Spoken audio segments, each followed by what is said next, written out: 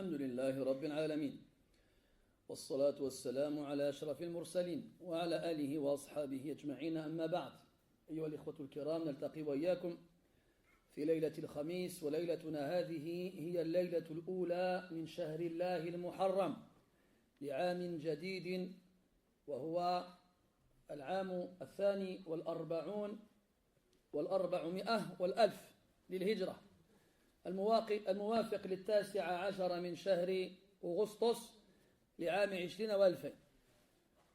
وفي مثل هذه الليلة نقرأ سويا كتاب الإمام البخاري رحمه الله تعالى الذي أفرد فيه ذكر الأدب، ووصلنا إلى الباب 58 والمئة الذي هو بعنوان لا تكرم صديقك بما يشق عليه. Mes très chers frères, nous nous réunissons comme chaque mercredi soir. Nous sommes dans la première nuit du mois de Muharram, de la nouvelle année de l'Hégire, c'est-à-dire le 1442, ce qui correspond au 19 août 2020. Comme chaque mercredi, nous ouvrons ensemble le livre de l'imam al-Bukhari rahimahullah ta'ala dans le bon comportement. Nous sommes arrivés au 158e chapitre, qui a comme titre n'honore pas ton frère avec une chose qui lui est difficile. Avant de rentrer dans le vif du sujet, je ne vais pas vous dire كل عام وأنتم بخير. Je ne vais pas vous le dire. التهنئة بالعام الجديد ليس له أصل في ديننا. Donc se souhaiter la nouvelle année n'a pas d'origine dans notre religion. C'est une chose que les gens ont commencé à faire en côtoyant des gens qui se souhaitent la nouvelle année. Les musulmans, depuis toujours, toute ethnie confondue, tout siècle confondu, au mois de Muharram ne faisaient pas ce genre de choses-là. Le mois de Muharram est un mois sacré, le troisième qui vient à la suite de Dhul Qa'da et de Dhul Hijjah. Et comme le prophète a dit, alayhi salatu wassalam, le meilleur mois dans lequel on jeûne après le mois de Ramadan est le mois de Muharram. Et dans ce mois-ci, il y a un jour particulier, c'est le jour de Ashura, le jour dans lequel Allah tabaraka wa ta'ala a sauvé Moussa et son peuple de Pharaon. On aura l'occasion d'en reparler plus tard, incha'Allah ta'ala. Ala kulli hal, donc pourquoi comme vous savez, comme Al-Eid, Eid al-Adha ou l'Eid al-Fitr, يهني بعضنا بعضا بالعيد بشرط أن يكون قد أطاع الله تعالى قبلهما. فالذي يستحق أن يهنأ بالعيد هو الطائع لله عز وجل ليس سواه. C'est comme l'Eid, que ce soit l'Eid al-Adha ou l'Eid al-Fitr, on se souhaite les uns les autres, comme on dit en français, la bonne fête. Eid Mabrouk. Mabrouk, c'est le participe passé du verbe baraka. Et Mubarak, c'est le participe passé du verbe baraka. Mabrouk, en arabe, ça veut dire se coucher, s'accroupir, descendre. C'est comme quand tu as une télécommande, tu dis birk, appuie sur le bouton, birk, mabrouk, Eid mabrouk, Eid appuyé, ça veut rien dire en fait. Al-Muhim, ce n'est pas juste un principe qui a pour but de se souhaiter une bonne fête, comme les fêtes que les gens y font les uns avec les autres pour célébrer quelque chose qui leur est important. Non, le Eid, c'est un événement qui vient après l'accomplissement d'un grand pilier de l'islam et qui a pour but de féliciter ceux qui ont obéi à Allah Azza wa Jal. C'est ça. Quant à autres qu'eux, ils n'ont aucun mérite à ce qu'on les félicite pour quoi que ce soit, vu qu'ils n'ont rien fait. La nouvelle année, c'est la même chose. C'est-à-dire que ce n'est pas un événement particulier dans lequel on va en profiter pour se souhaiter les uns les autres une bonne fête. Pourquoi une bonne fête? Parce que ce qui se passe tous les jours, ça ne suffit pas pour nous démoraliser. Pourquoi on va être content? Pour quelle raison? On n'obéit pas à Allah.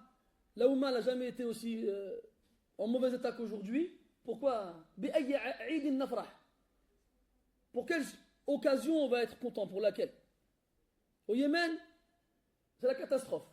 En Syrie, c'est la catastrophe. En Irak, c'est la catastrophe.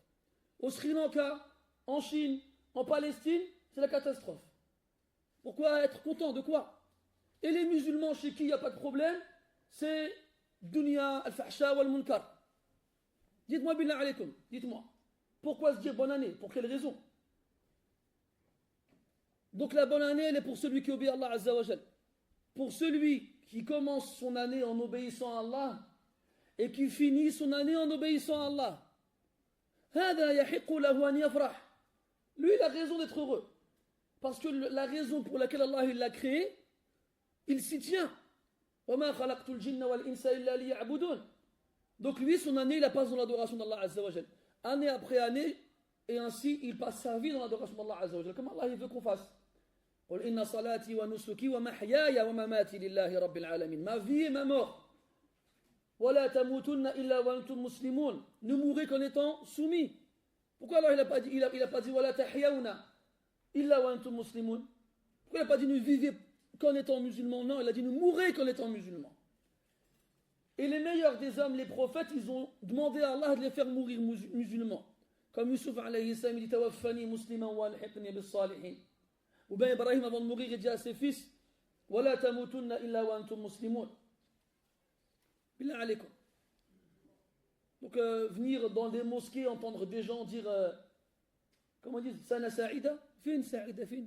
Fak sa'id انت انا مانيش سعيد انا. Fin, t'es heureux toi? Moi je suis pas heureux. Moi quand je vois la Oumma, je suis pas heureux, non, je suis triste. حزين, انا مانيش سعيد انا. فين علاش نسعد؟ علاش نفرح؟ Pourquoi? Dans le hadith القدسي الذي يقول فيه الله تبارك وتعالى للصائم فرحتان يفرحهما فرحة عند فطره وفرحة عند لقاء ربه. قل بفضل الله وبرحمته فبذلك فليفرحوا هو خير مما يجمعون ولا يحسبن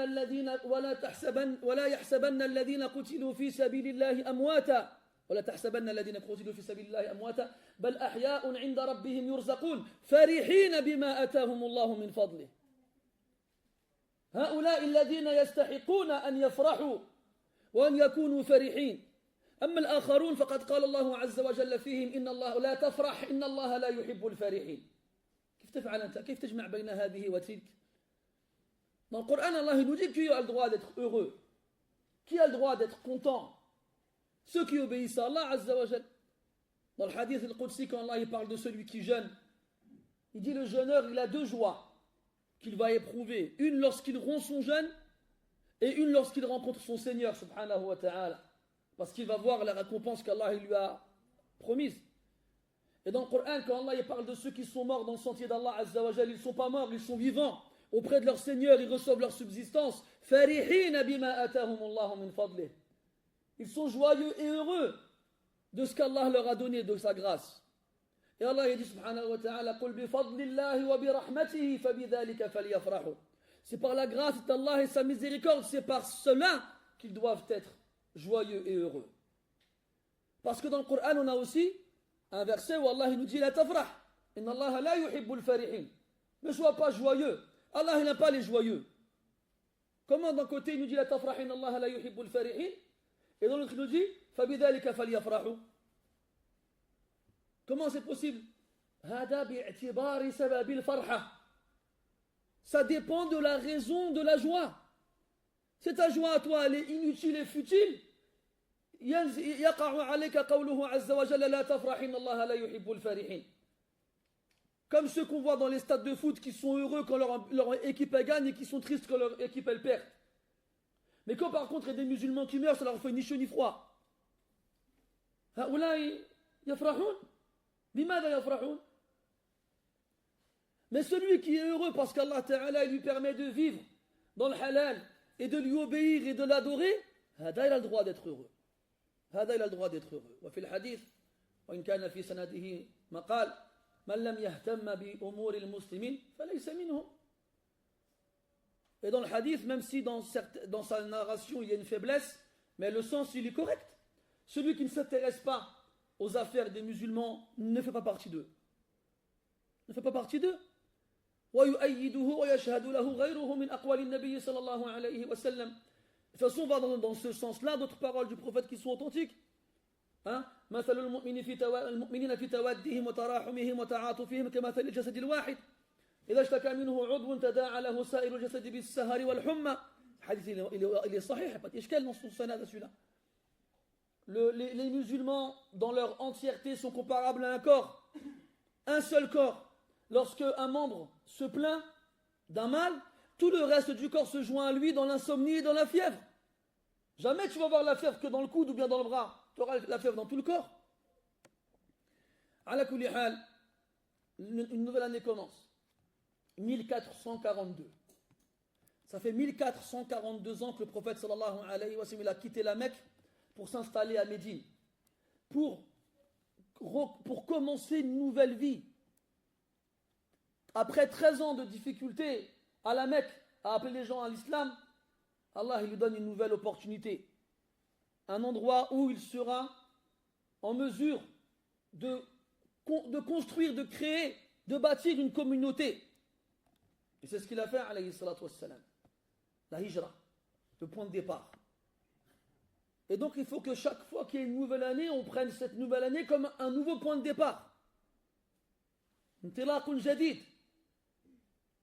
Un nouveau point de départ dans lequel on va encore une fois et toujours essayer de construire, de bâtir, et pas de détruire. Parce que détruire c'est facile, on le fait tous. Mais qu'est-ce qu'on a construit, billah alaykum? Comme il disait Shaykh en parlant du prophète, Yabni al-rijala wa ghayruhu yabni al-qura, shattana bayna quran wa rijali. Un nabi bâtit des hommes. Et quand d'autres bâtissent des cités, et il y a une grande différence entre des cités et des hommes. Ala kulli hal, c'est comme tu as vu en France, quand c'est la nouvelle année, tout le temps on entend les nouvelles résolutions. Alors il y en a qui disent je vais arrêter de fumer, il y en a qui disent je vais arrêter de boire, il y en a qui disent je vais faire un régime, il y en a qui disent je vais être plus sportif, il y en a qui disent, il y en a qui disent, il y en a qui disent. Et bien ce principe de résolution, les musulmans doivent le faire tous les jours. Pas seulement à la nouvelle année. Tous les jours quand il dit وأعوذ بك من شر ما صنعت أبو لك بنعمتك علي وأبو بذنبي فاغفر لي فإنه لا يغفر الذنوب إلا أنت. Chaque fois qu'il dit ça, il prend une résolution auprès d'Allah Azza wa Jal, il le renouvelle. Cette résolution-là, il la renouvelle pour repartir mieux. Et là, une nouvelle année qui passe et qui ne reviendra pas. ذهبت تلك السنة بما عملت فيها وسوف تشهد لك أو عليك. Cette année-là, elle est partie, ça y est. Avec tout ce que tu y as accompli comme action. Et cette année-là, soit elle témoignera pour toi ou contre toi.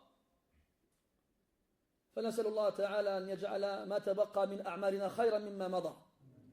On demande à Allah Azza wa Jal qu'il fasse que ce qu'il nous reste de temps à vivre ici-bas soit meilleur que ce qui est passé. طيب, on revient au livre. قال رحمه الله باب لا تكرم صديقك بما يشق عليه.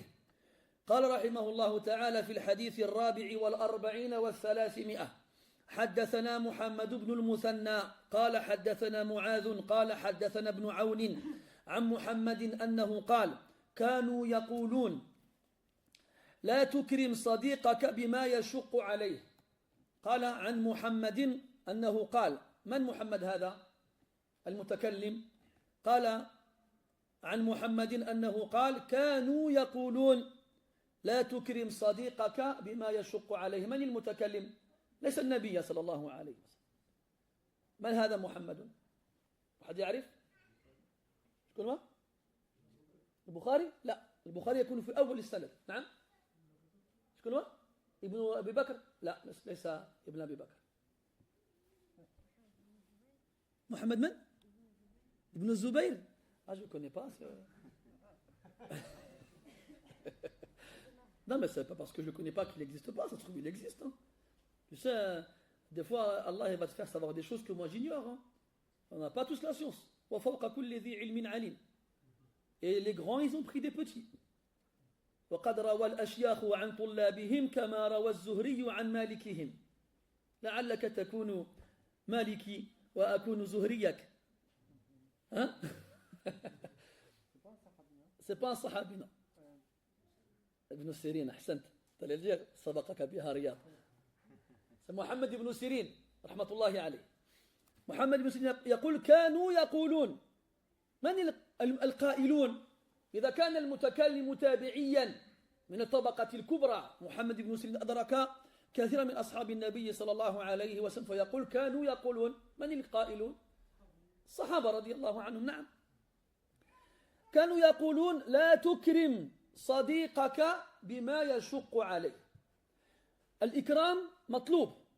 قال النبي صلى الله عليه وسلم من كان يؤمن بالله واليوم الآخر فليكرم جاره، ومن كان يؤمن بالله واليوم الآخر فليكرم ضيفه.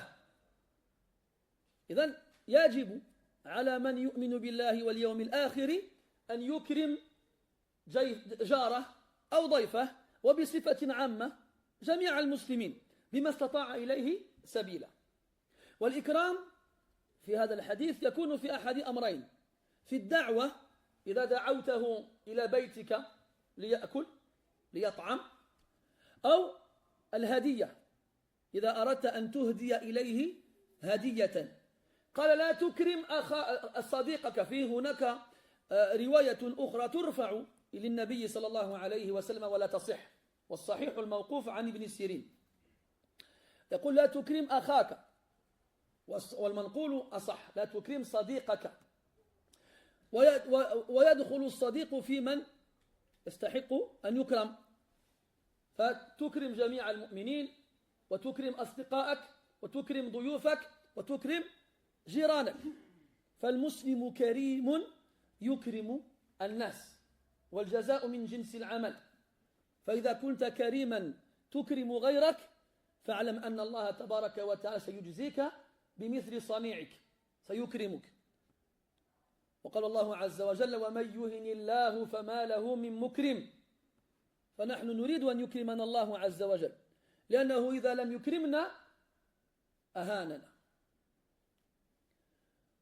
إذن هنا يقول لا تكرم صديقك، نهي لا تكرم صديقك، يعني لا تكرمه بما يوقعه في الحرج، بما يوقعه في الحرج. تفضل أخي عفوا. لا تكرمه بما يحرجه. مثلا إذا دعوت صديقك إلى بيتك ليطعم معك فلا تلح عليه، لا تلح عليه حتى تحرجه. كان علي بن الحسين رحمه الله، لا قال الحسن بن علي، كان الحسن بن علي رضي الله عنهما يقول الطعام أهون من أن يحلف عليه، الطعام أهون من أن يحلف عليه، خلافا لما عليه الناس اليوم. يدعوك إلى طعام فإذا شبعت وتركت في مأدبته بقية ألح عليك وأقسم عليك لتكملن ما بقي في الصحن، وهذا تكلف.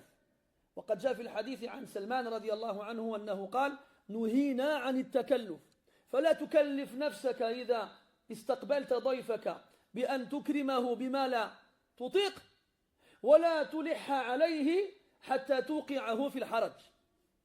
والأمر الثاني في الهدية لا تهدي له ما يشق عليه أن يكافئك عليه، لأن من هدي النبي صلى الله عليه وسلم أنه كان كلما أهدي إليه شيء يكافئ المهدي، يكافئ المهدي، أي يعطيه مثل شيئا يساوي قيمة الهدية أو يفوقها.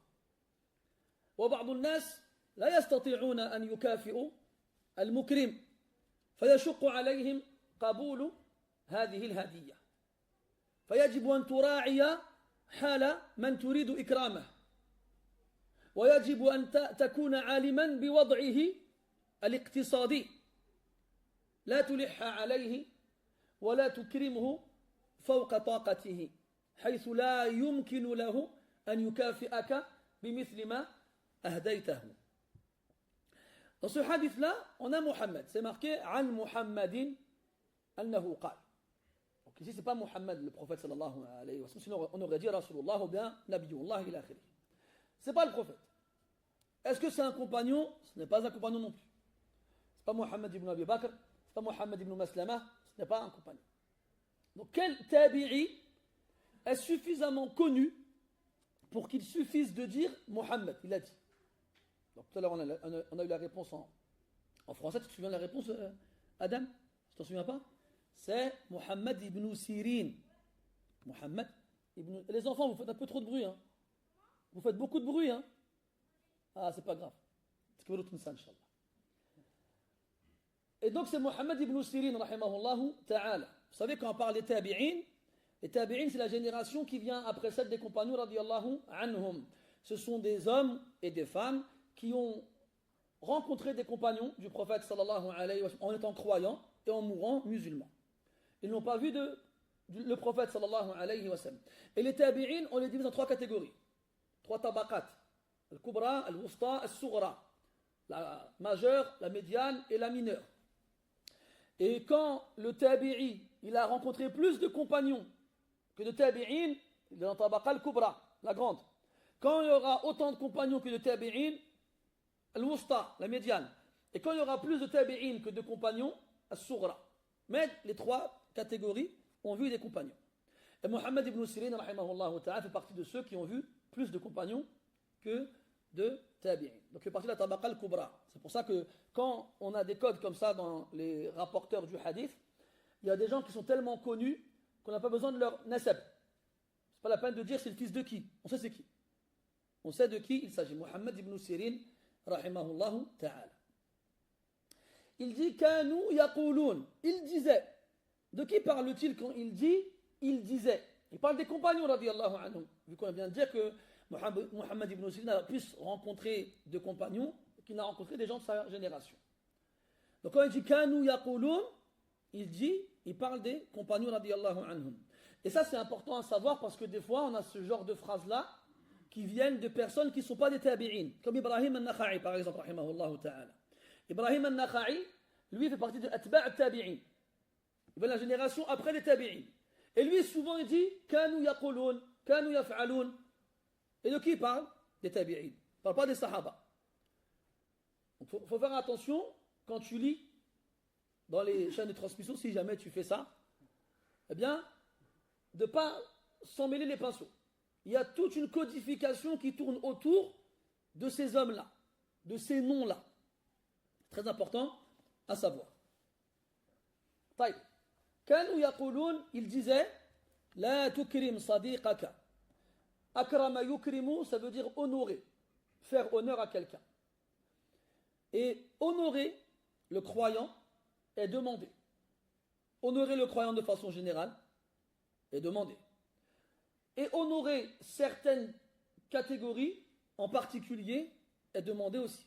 Comme dans des narrations prophétiques connues, dans lesquelles le prophète dit alayhi salatu wassalam, Yarhamukallah, quiconque croit en Allah et au jour dernier, qu'il honore son invité. Ou encore, quiconque croit en Allah et au jour dernier, qu'il honore son voisin, qu'il lui fasse honneur. Après, c'est peut-être un petit peu difficile à comprendre en français parce que faire honneur à quelqu'un et honorer, c'est pas forcément la même chose. On va rester dans honorer, c'est mieux. Honorer, c'est-à-dire respecter, lui montrer qu'il a de l'importance, bien se comporter avec lui. Tout cela rentre dans le sens du mot honorer. Et Allah Ta'ala, il aime qu'on honore ceux que lui, il aime. Et celui qui honore ceux qu'Allah, il aime, Allah, à son tour, l'honorera. Hein? Dans Surat Yasin, l'homme qui venait de loin pour accompagner les prophètes qui ont été envoyés à ce peuple-là, il s'est fait tuer. On lui a dit Qila adkhulil jannah. On lui dit rentre au paradis. Qala ya layta qawmi ya'lamun bima ghafara li rabbi wa ja'alani min al-mukramin.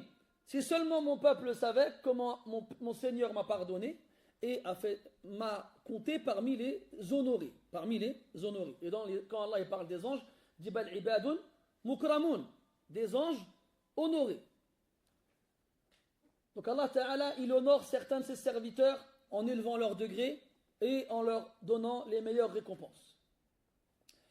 Et parmi les moyens d'être honoré par Allah, honorer ce qu'Allah Ta'ala il aime.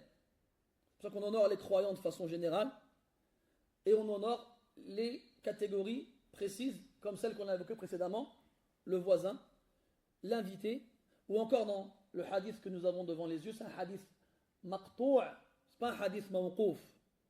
Le hadith mawqouf, c'est une parole de compagnon. Mohammed ibn Sirin, c'est pas un compagnon, c'est un tabi'i. Dans cette parole-là, on appelle ça un hadith maqtou'. Quand c'est le prophète, marfou'. Quand c'est un compagnon, mawqouf. Quand c'est autre qu'un compagnon, maqtou'. Donc dans ce hadith maqtou', Ibn Sirin, rahimahullah, il nous informe qu'il disait « n'honore pas ». Donc là, c'est l'interdiction d'honorer. Alors qu'on a dit que c'était bien d'honorer les gens qu'Allah il aime. Et que si on veut qu'Allah nous honore, on doit nous aussi honorer ce qu'Allah il aime. Et en honorant ces catégories-là, on aura prouvé qu'on croit en Allah et au jour dernier. Et donc, si jamais Allah ne nous honore pas, alors il nous avilira. Comme dans le verset, وَمَنْ يُهِنِ اللَّهُ فَمَا لَهُ مِنْ مُكْرِمٍ. Et quiconque Allah l'avilit, personne ne pourra l'honorer. Et à l'inverse, وَمَنْ يُكْرِمُهُ اللَّهُ فَمَا لَهُ مِنْ مُهِينٍ. Celui qu'Allah il a honoré, personne ne pourra l'avilir, l'humilier. Taïb. Donc pourquoi ici il nous dit la tukrim, n'honore pas. Donc il est important de continuer la phrase. La tukrim sadiqaka. As-sadiq c'est l'ami. L'ami. N'honore pas ton ami bima yashukku alayh, d'une façon qui sera pour lui difficile. Bima yashukku alayh, qui lui rendra la tâche difficile. Donc là, il est important de préciser le type d'honneur qui est visé. Généralement, quand on parle d'honorer quelqu'un dans les textes, on fait référence soit à l'inviter à manger chez soi, ou on fait référence à lui offrir un cadeau. Et le fait d'inviter les gens à manger chez soi est demandé. Tout comme le fait d'offrir un cadeau à son frère musulman est demandé aussi. Ah, ça. Non, c'est pas moi qui dis ça, c'est lui, moi je ne me plains pas. Parce qu'il vient de faire un appel de phare. Les personnes m'offrent des cadeaux, moi, c'est ce qu'il vient de dire. C'est le charh de son yahsra. Alors, la tukrim sadiqaka bima yashukku alayh. Donc on a dit l'ikram, c'est soit invité à manger. Inch'Allah, on t'invite à manger quand même. Allah ibarak. Ne chauffe pas, sinon je vais dire t'as mangé où tout à l'heure. Et lui offrir un cadeau. Lui offrir un cadeau. Donc comment est-ce qu'on peut mettre son ami dans une situation difficile en l'invitant à manger ou en lui offrant un cadeau? Donc là, il y a quelque chose qui est très très très connu, notamment chez les Maghrébins. C'est quand on invite à manger quelqu'un à la maison, on est deux, et il nous pose à manger pour 20. Donc toi tu manges, machallah, c'est bon, tu te lèches les doigts, tu t'en reprends, ben forcément vous êtes deux, il y en a à manger pour 20, et il reste plus de la moitié dans le plat. Et justement, ton hôte, comme il veut t'honorer, il veut que tu finisses le plat. Là, il dit, cool. J'ai plus de place, ça y est, et là c'est parti en je jure. C'est ce qu'on fait beaucoup. Chez nous, c'est comme ça. Ah, tu vas manger. Wallah, tu vas manger. Alors que là, tu vas mettre la personne que tu as invitée dans une situation difficile. En insistant et en lui forçant la main.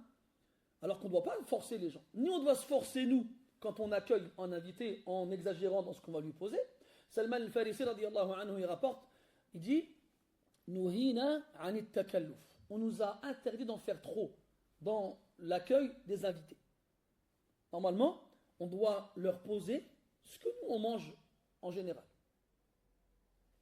Après, s'il y a des occasions particulières, tu fais des plats particuliers. Mais si toi tu manges des plats régulièrement et que quand tu reçois quelqu'un, tu vas te forcer à lui servir quelque chose de mieux, ça c'est pas du ikram, c'est du takalluf. C'est trop en faire. Alors, tu vois ici comment dirais-je, la limite entre honorer l'invité et en faire trop, elle est très très fine, elle est très subtile. Donc on exagère.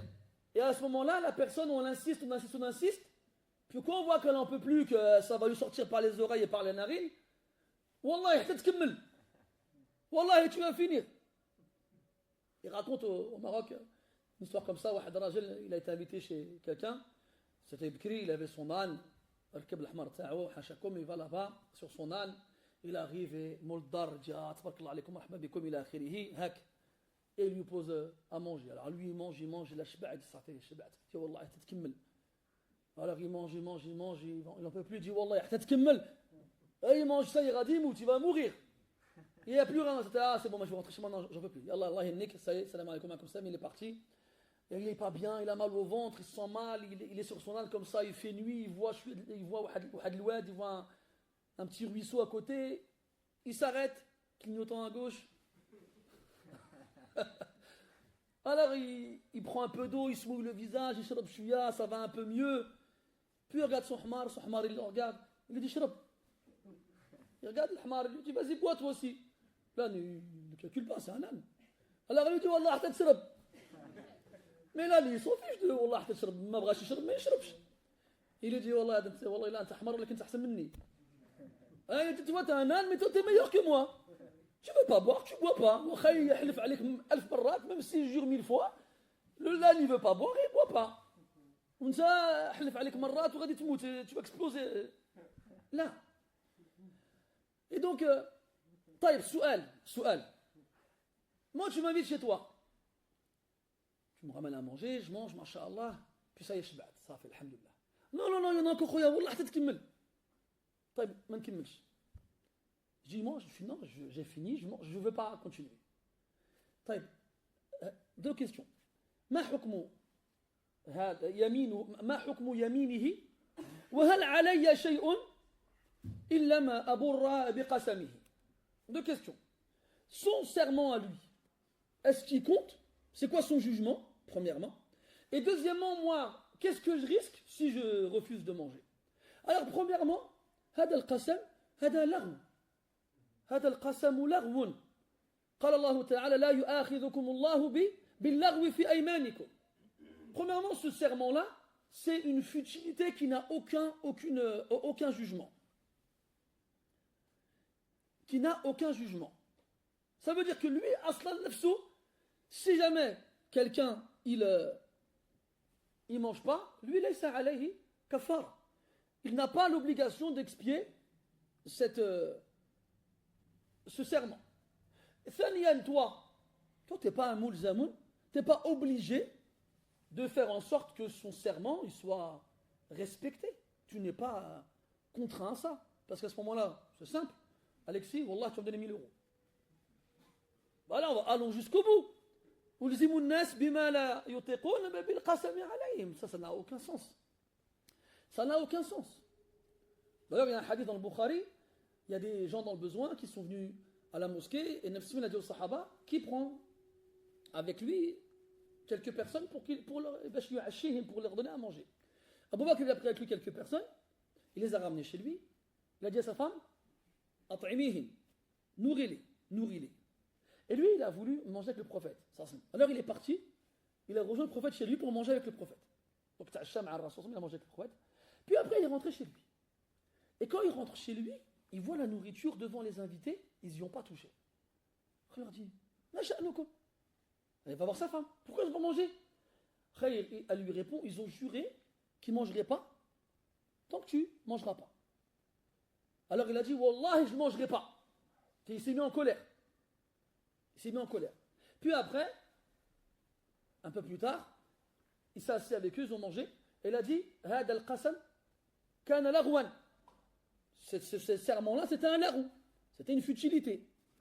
Et il a mangé avec eux. Il a dit, Kana min al-shaytan. Ça veut dire shaytan. Donc quand lui il dit, Wallah, mange, et en jurant, là. Lui déjà, il te met dans la gêne. Et en plus de ça, ni son qasam, il va lui imposer une expiation, ni il va te mettre dans le péché. Tu n'es pas lié au serment de l'autre. Alors, il ne faut pas mettre ton invité dans la gêne. Ni en exagérant dans ce que tu lui poses, ni en exagérant dans ce que tu lui imposes. Tu finis en insistant, en étant persistant. La deuxième façon de pousser la personne dans une situation difficile, concernant al-hadiyya.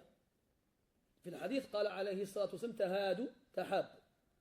Offrez-vous des cadeaux mutuellement, vous vous aimerez. Parmi les moyens de s'aimer, s'offrir des cadeaux. Et je sais qu'il y a des gens ici, ils veulent qu'on les aime, machallah. Al-Muhim, donc, Nabi sallallahu min hadihi an yukafi'a man yuhdi ilayhi hadiya.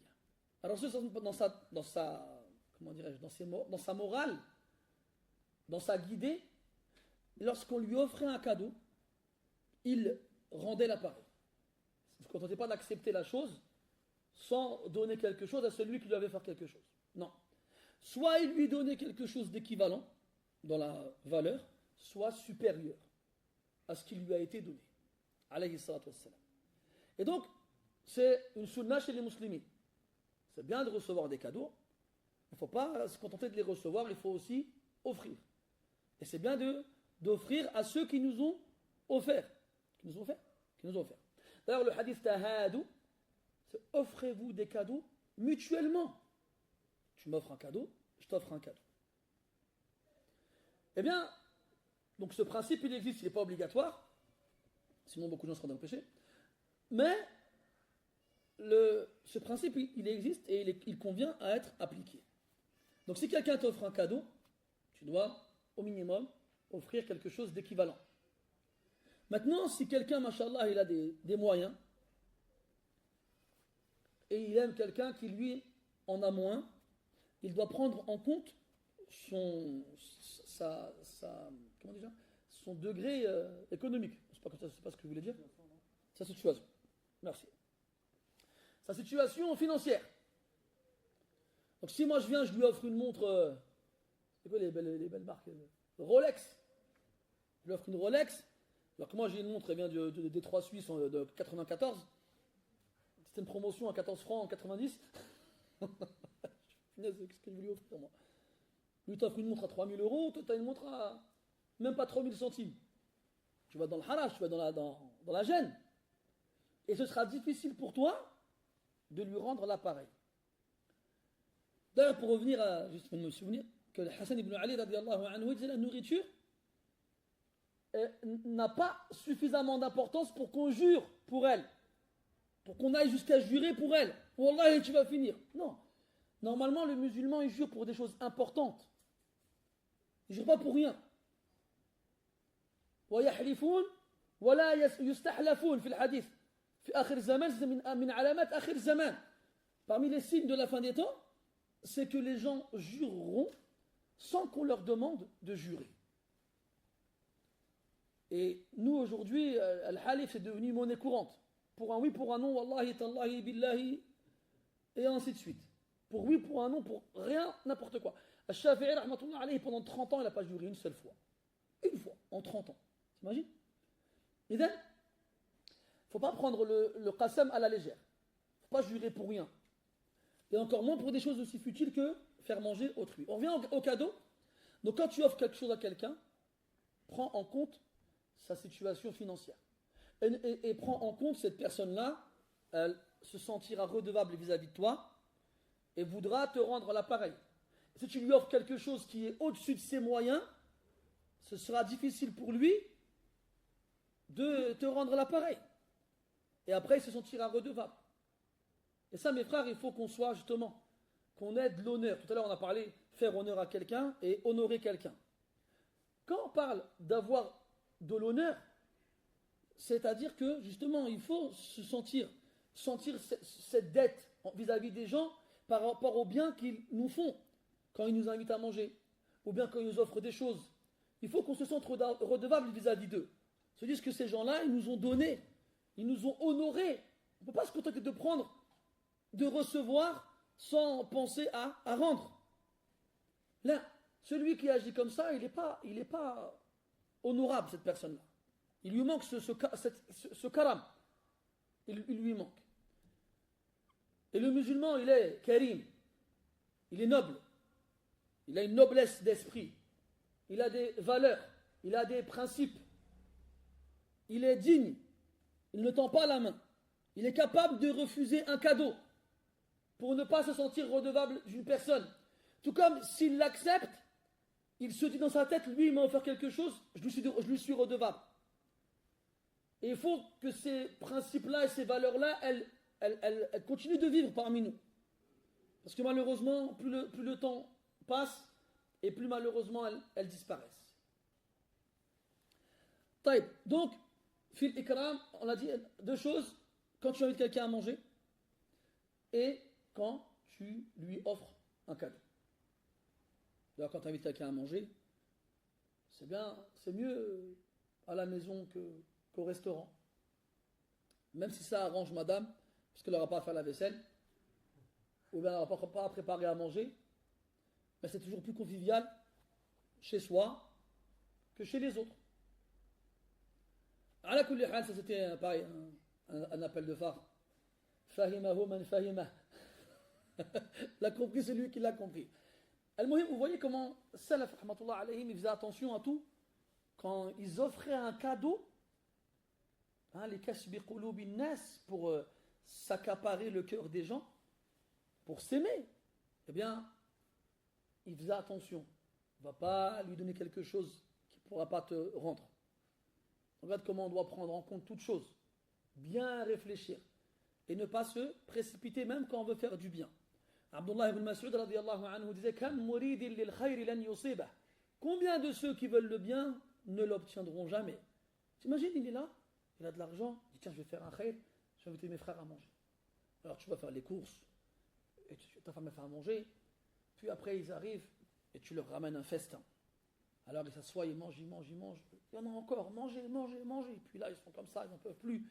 Ils vont exploser. Non, wallah, vous allez continuer à manger, vous ne sortirez pas chez moi tant que vous n'aurez pas tout fini. Et là, tu peux les mettre mal à l'aise en exagérant et en insistant comme ça. Pareil dans le cadeau. Des fois, on ne demande pas grand-chose. Un verre de thé, des cacahuètes, Allah Jal Baraka. C'est très bien. Aujourd'hui, c'est devenu Eid. C'est devenu, ça se fait pas. Non, mais fais Eid. الرسول dit لو دعيت إلى كراع لأجبت. Si on m'invitait pour des pieds, le kura' al-kur'in, les pieds du mouton. Bon, chez nous, c'est devenu un repas prisé aujourd'hui. Limite, mashallah, hatna al-kur'in, mashallah. Mais bkri, non. Il n'y avait pas de l'ham dans le kur'in.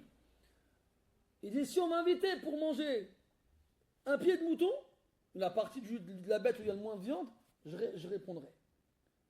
C'est comme si tu t'es invité chez quelqu'un, il te pose des pâtes sauce tomate. Tu vas dire, non, t'es sérieux là?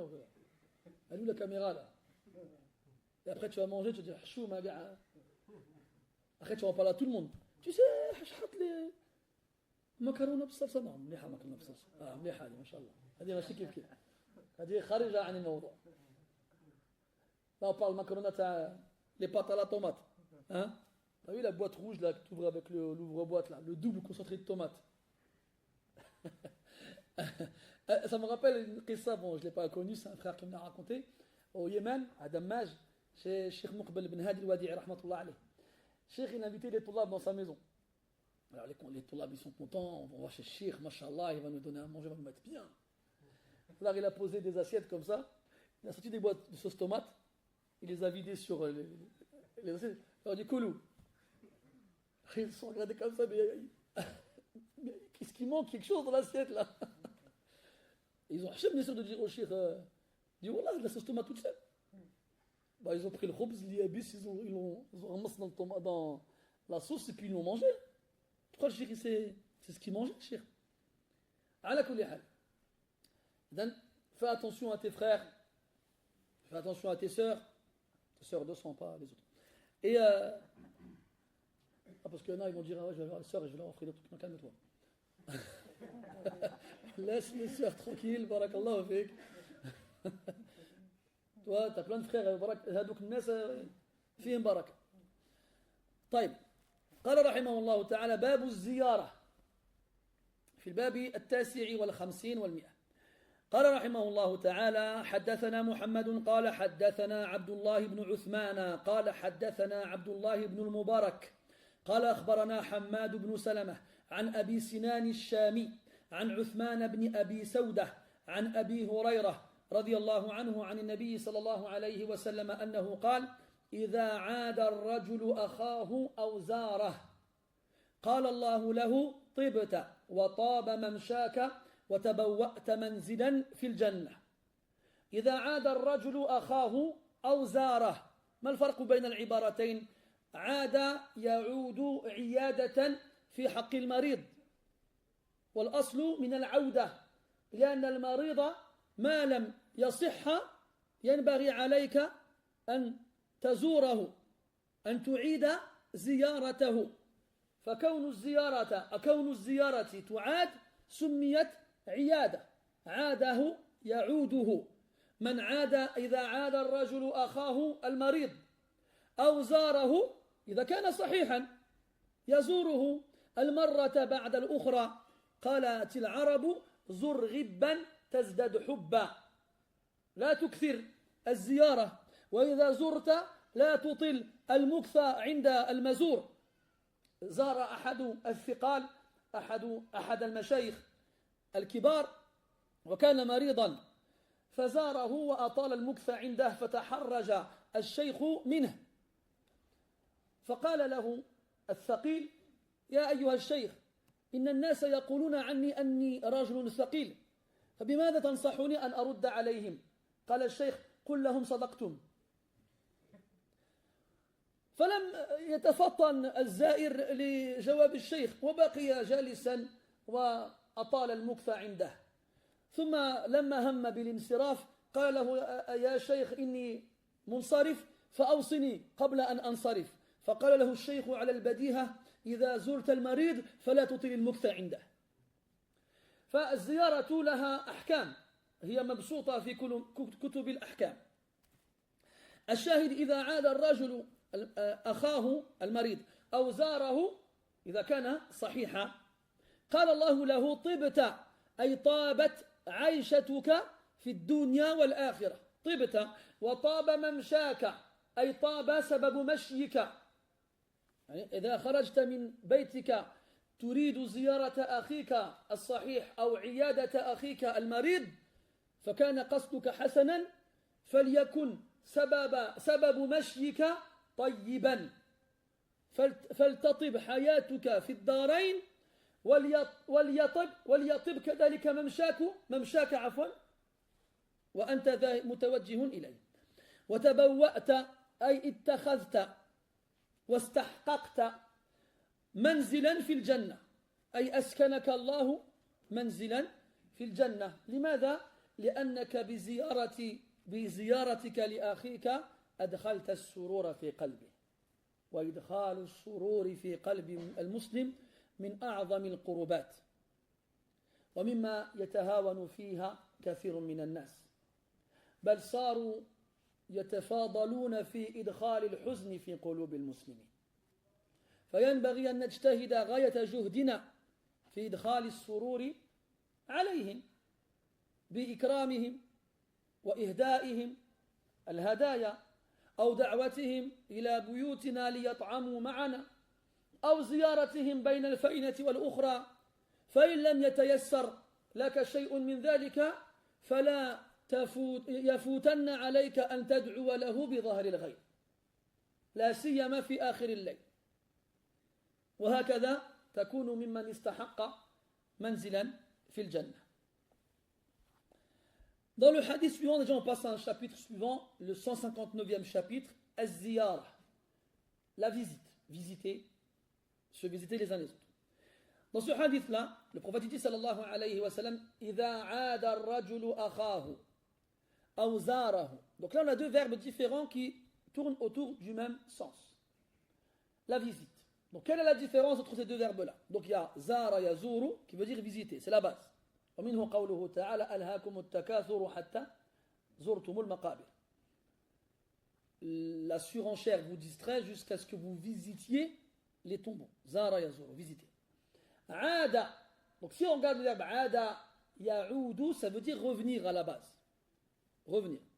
Mais quand il est lazim, c'est-à-dire lorsqu'il est intransitif et qu'il n'a pas besoin de complément d'objet direct, il aura le sens de revenir. Aada ya'ud. Mais lorsqu'il est transitif, il aura besoin d'un complément. Taqul yarhamukallah. Aadahu. Pas adahu, c'est autre chose encore. Adahu, ça veut dire il l'a visité. Mais pourquoi est-ce qu'on va traduire de la même façon ces deux verbes alors qu'ils sont différents? La nuance, elle existe, elle est dans la base du verbe. Ada ya'udu qui veut dire revenir. Donc c'est le verbe qu'on emploiera lorsqu'on visitera quelqu'un qui est malade. On verra par la suite que le malade, lorsqu'on le visite, il y a une récompense très grande et importante pour celui qui le fait. Pourquoi donc on a choisi un verbe différent lorsqu'il s'agit de visiter quelqu'un de malade? C'est parce que normalement, lorsque l'on visite quelqu'un de malade, on doit aller prendre de ses nouvelles régulièrement jusqu'à ce qu'il aille mieux. Jusqu'à ce qu'il aille mieux pour, Inch'Allah, lui faire oublier la maladie et en invoquant Allah Ta'ala pour lui, en espérant qu'il se porte mieux. Et bien entendu, quand on parle de visiter, donc ici, il y a deux façons de visiter. Visiter celui qui est en bonne santé, tout va bien pour lui, le visiter. Et visiter celui qui est malade. Et les deux visites répondent à des règles précises qui sont développées dans les livres de Adab. Parmi les meilleurs livres, selon ma courte expérience, celui d'Ibn Muflih al-Hanbali, Al-Adab al-Shar'iyya. Donc Al-Kubra, Al-Sughra, Al-Kubra, il est en 4 volumes. Et dedans, donc tu as beaucoup d'ahkam, vraiment très très mufida et jagida. أنصحوا إخوتي باقتناء هذا الكتاب وبقراءته. Donc, par exemple, parmi les règles qu'il incombe d'appliquer lorsqu'on visite quelqu'un de malade, de ne pas rester longtemps chez lui. Il ne faut pas s'éterniser. Ça doit être une visite rapide. Parce que le malade, vous savez, il aime bien être à l'aise, s'allonger, peut-être enlever ses vêtements s'il a trop chaud. Généralement, ils ont de la fièvre. Il y a des gens qui vont venir, il va avoir de la pudeur vis-à-vis de ses visiteurs, alors il va se couvrir, ou bien il va s'asseoir. Al-Muhim, il va se mettre dans une position qui peut lui être difficile. Donc, lorsque l'on visite quelqu'un de malade, on ne doit pas s'éterniser auprès de lui. La visite doit être brève et rapide. D'ailleurs, on raconte, vous savez, quand on dit en français aujourd'hui, quand quelqu'un il est lourd, lourd dans le sens il est relou, lui, tu vois, celui qui te fait quelqu'un de lourd, et bien ce principe-là, il existe encore, il existe aussi chez les Arabes. Et de la même façon, on dira thaqil. Quelqu'un de thaqil, c'est quelqu'un de lourd. Quelqu'un dont la présence, elle est difficile à supporter. Il y a des livres qui ont été écrits dans ce domaine-là et qui regroupent des compilations sur les relous. Al-Thuqala, les lourds. Parmi les anecdotes qu'on peut trouver dans ce genre de livre-là, il y a un homme, il était connu pour être un vrai lourd. Un lourdeau, c'est le Sir al-Mubala. Et il a appris qu'un cheikh, il était malade. Un cheikh, il est malade, alors il va le visiter. Mais lui, il est resté longtemps. Ashbat ou ça. L'assise, elle lui a plu, elle était bien. Peut-être qu'elle était confortable, je ne sais pas. Le muhim, il est resté longtemps. Et le cheikh, il était gêné, il ne savait pas comment faire. Sa présence le gênait, mais il ne pouvait pas lui dire ça suffit maintenant. Il ne pouvait pas lui dire ça, tu ne vas pas dire ça à quelqu'un qui te visite. Alors il espérait que l'homme comprenne de lui-même, ça suffit, mais malheureusement il ne comprenait pas de lui-même. Alors, à un moment, l'homme il dit au cheikh, tu sais, les gens ils disent de moi que je suis lourd. Qu'est-ce que tu me conseilles de leur répondre? Alors le cheikh il lui dit, réponds-leur, vous avez raison. Il fait, d'accord. Il n'a pas compris que c'était un appel de phare avec les pleins phares, tu vois. Quand tu restes longtemps avec les pleins phares, parce que devant toi, il ne veut pas plus pousser pour que tu dépasses. Il reste. C'est pas possible, il ne voit pas les pleins phares dans son rétroviseur, lui. Non, pas tranquille. On dirait qu'il se balade. Oui. Alors l'autre, il fait, d'accord. Et il continue à rester aussi longtemps qu'il avait commencé.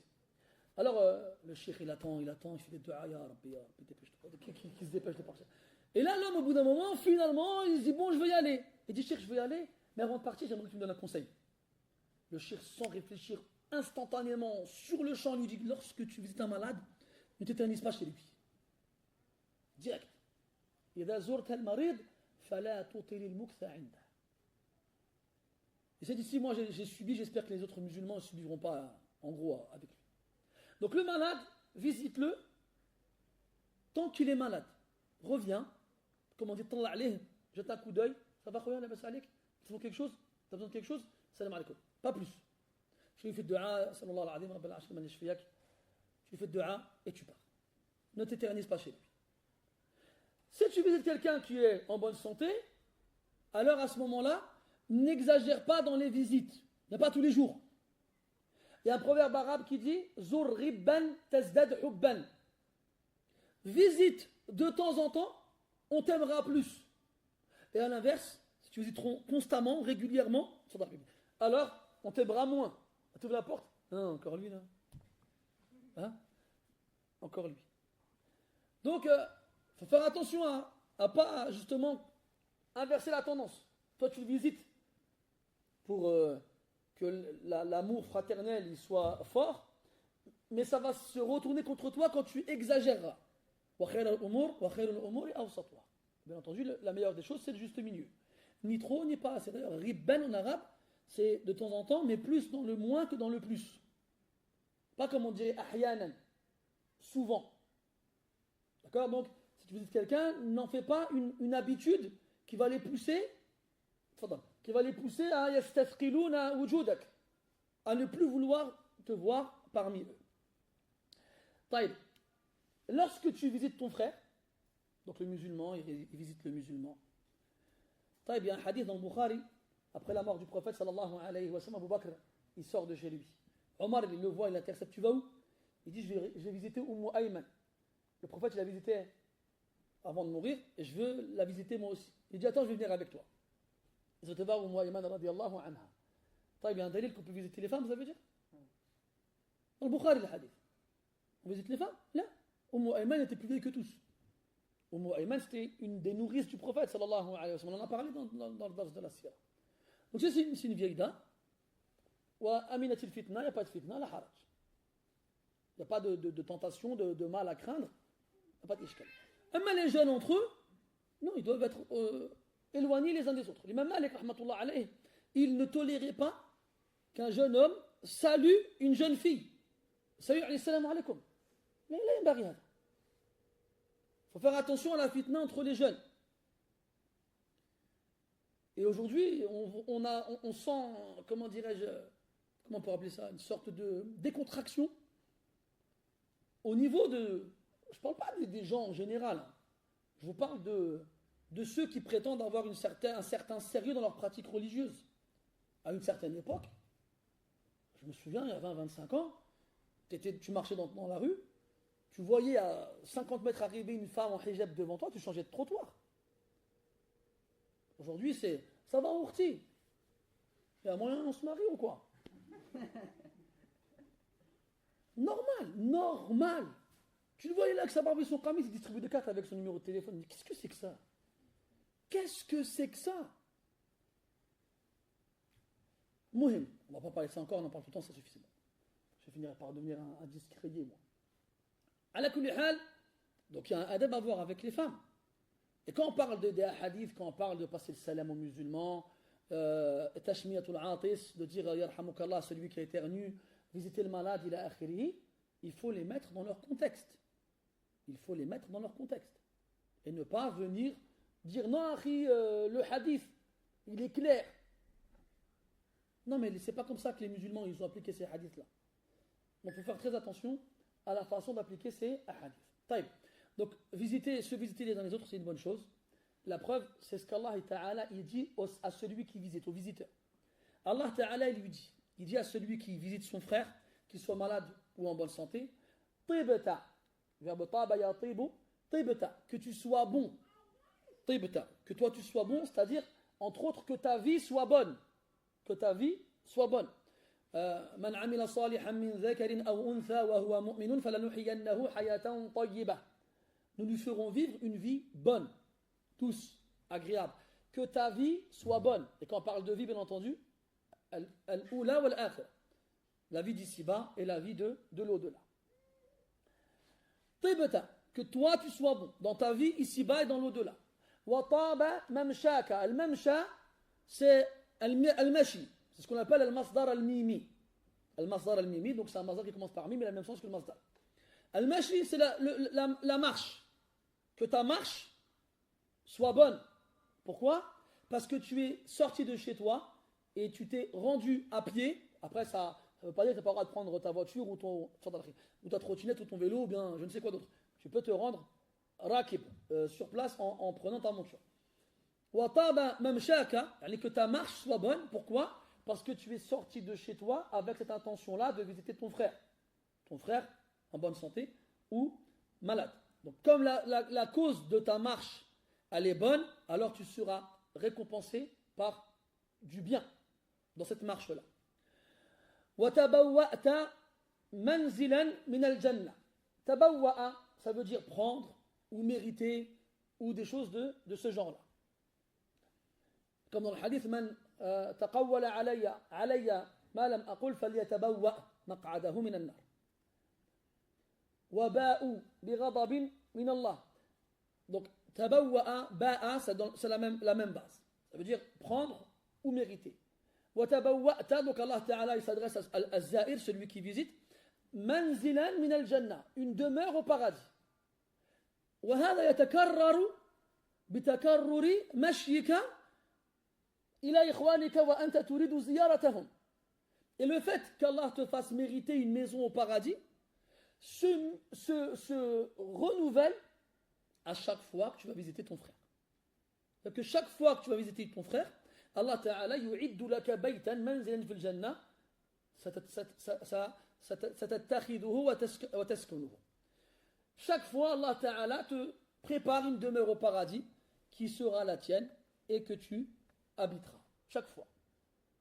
Donc chaque fois que tu visites ton frère, masha'Allah, tu auras une demeure au paradis. Pourquoi est-ce que visiter son frère, en bonne santé ou malade, nous fait mériter une pareille récompense?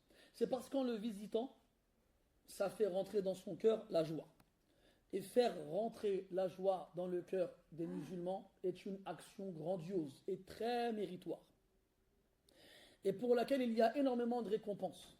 Et qui malheureusement est très très délaissée. Après, faire rentrer de la joie dans le cœur des musulmans, ça peut se faire de plein de façons différentes. Ça peut se faire en leur faisant un sourire, en leur disant une bonne parole, en les visitant, en les invitant à manger, en leur offrant quelque chose, en leur rendant service. Et si vraiment on est incapable de faire quoi que ce soit de ce qui a été évoqué, alors ne laisse pas passer une chose que tout le monde peut faire, c'est penser à eux dans tes invocations. Quand tu invoques Allah Ta'ala pour toi, pour tes parents, pour ta femme, pour tes enfants, pour ta famille, pense aussi à tes frères musulmans.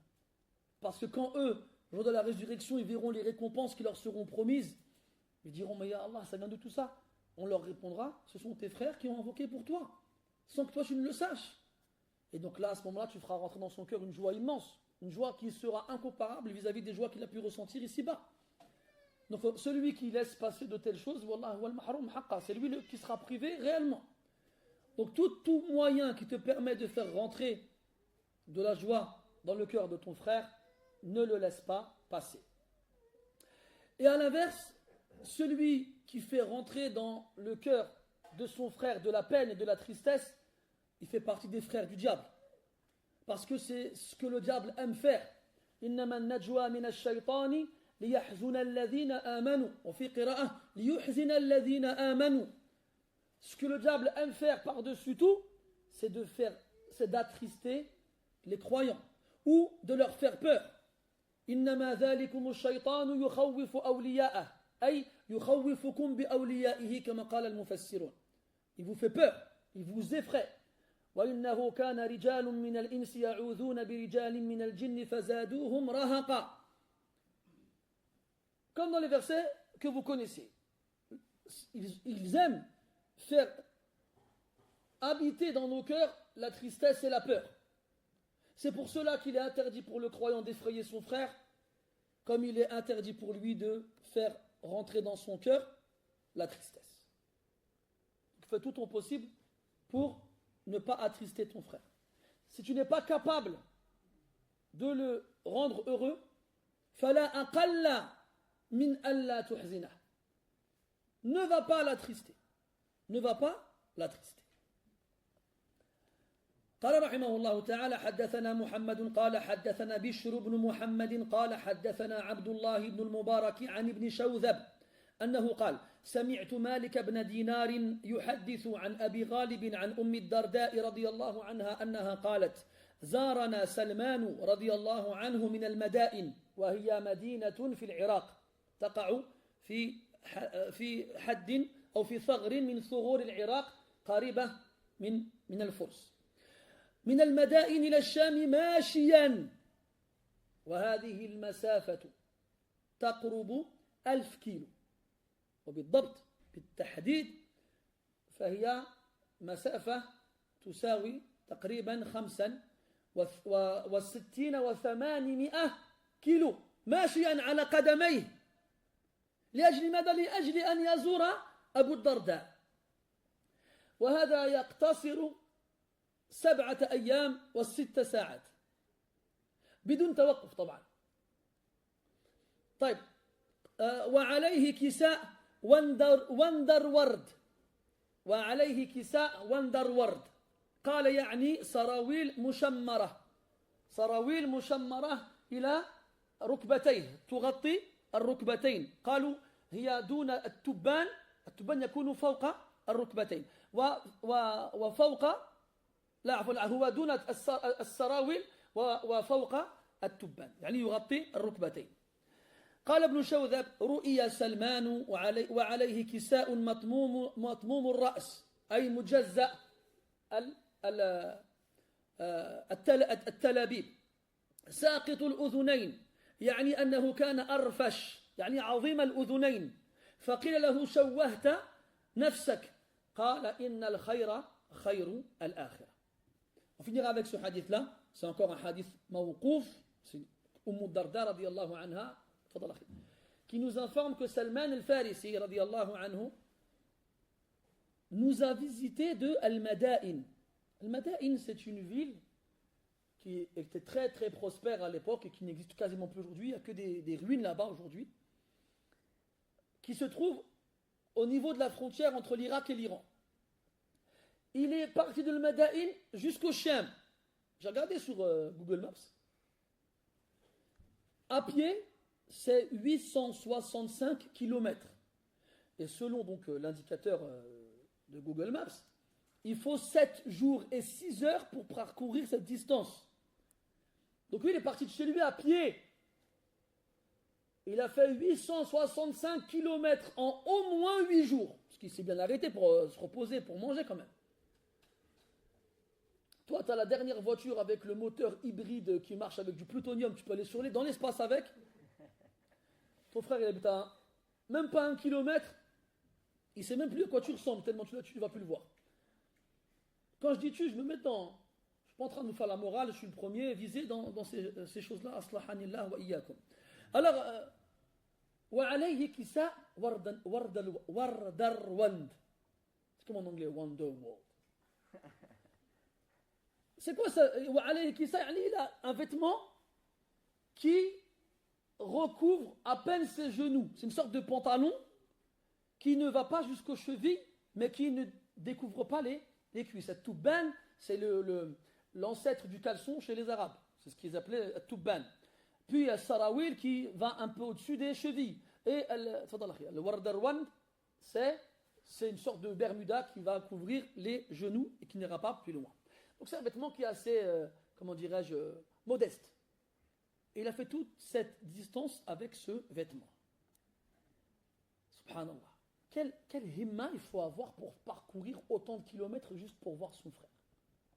C'est extraordinaire. Et le pire, enfin le pire, je ne sais pas si on peut dire le pire ou le mieux, je ne sais pas, c'est que quand ils arrivaient là-bas, ils ont fait une semaine à pied, ça va, la baisse, Allah il est parti. Il y a beaucoup de hadiths comme ça. Voilà, ils prenaient leurs chevaux et puis ils galopaient pendant des jours et des jours et des jours. Ils arrivaient sur place, ils le prenaient dans ses bras, ça va, Boussa, il a akhirihi, salam alaikum. C'est même pas glisse bête, il n'y a même pas de glisse, il n'y a rien. Il n'y a pas reste, on va manger ensemble, reste, on va dormir. Non, ils partaient. Ah, subhanallah. Donc, Ibn Shawdab, Shahr ibn Shawdab, il finit en disant, on a vu Salman, il avait un vêtement dont l'encolure était complètement déchirée. En fait, qu'est-ce qu'il a fait?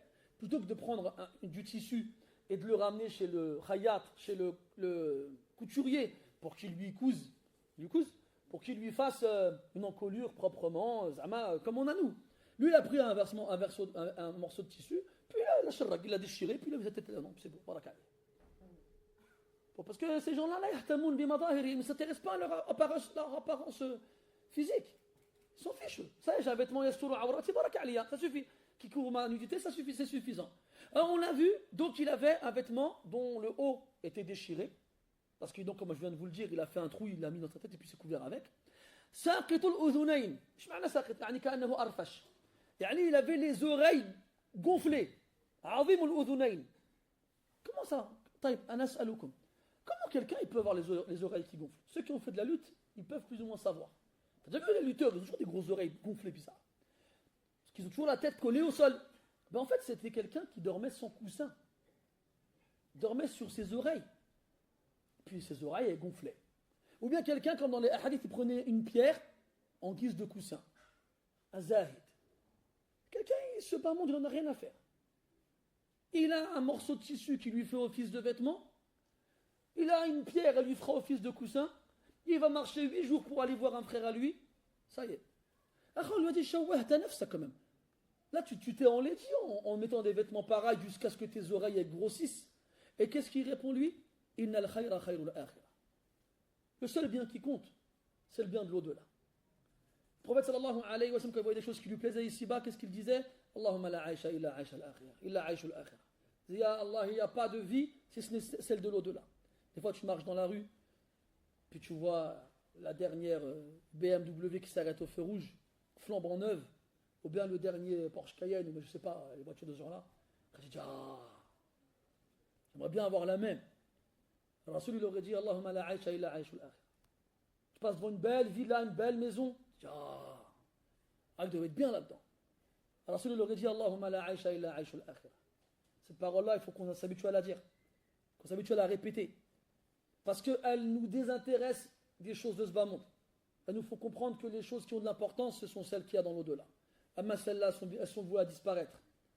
Elles vont disparaître. Les gens, ils se battent pour les obtenir et un jour ou l'autre, elles vont périr avec eux. Et soit ce sont les héritiers qui vont en profiter, soit elles vont finir dans les décharges et les dépotoirs.